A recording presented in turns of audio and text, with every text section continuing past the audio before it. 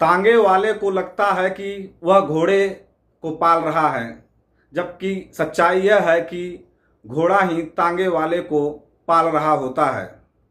घोड़ा न चले तो तांगा वहीं खड़ा रह जाएगा, न कमाई होगी न घर का चूल्हा जलेगा। लेकिन कई बार तांगे वाला इस भ्रम में जीने लगता है कि घोड़ा उसकी कृपा से जीवित है।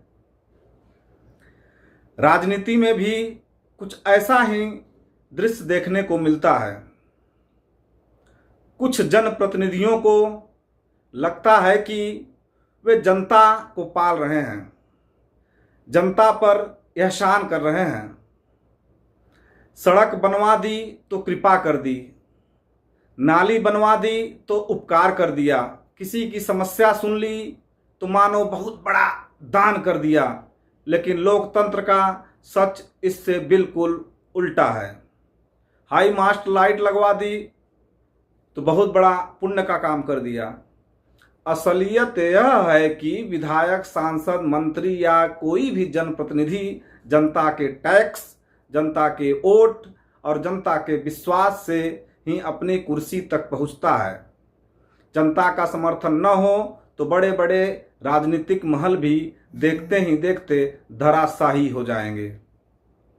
जनता वह घोड़ा है जो लोकतंत्र के तांगे को खींचती है, वही अपने खून पसीने की कमाई से टैक्स देती है, वही वोट देकर प्रतिनिधि चुनती है और वही उम्मीद करती है कि उसकी समस्याओं का समाधान होगा। लेकिन जब कुछ लोग कुर्सी पर बैठकर यह समझने लगते हैं कि जनता उनकी मोहताज है, तब लोकतंत्र की आत्मा आहत होती है। यही हाल हमारे विधानसभा का भी है। विडंबना देखिए, चुनाव के समय जनता मालिक होती है और नेता सेवक। चुनाव खत्म होते ही कई जगह भूमिकाएं बदल जाती हैं। सेवक मालिक की तरह, चमचे मालिक की तरह व्यवहार करने लगते हैं। मालिक अपनी ही समस्याओं को लेकर दफ्तर दफ्तर भटकता रहता है। जनता को भी याद रखना चाहिए कि लोकतंत्र में उसकी ताकत 5 साल में एक बार नहीं, हर दिन होती है। सवाल पूछना उसका अधिकार है, जवाब देना जनप्रतिनिधि का कर्तव्य है। विकास कोई दया नहीं बल्कि जनता के धन का जनता के लिए उपयोग है।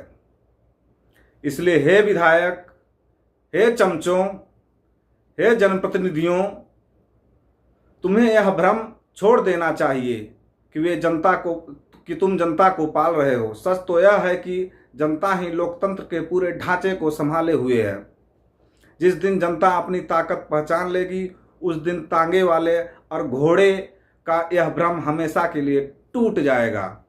जनता मालिक है, जनप्रतिनिधि सेवक हैं, नौकर हैं, नौकर ही रहेंगे। लोकतंत्र की यही सबसे बड़ी सच्चाई है।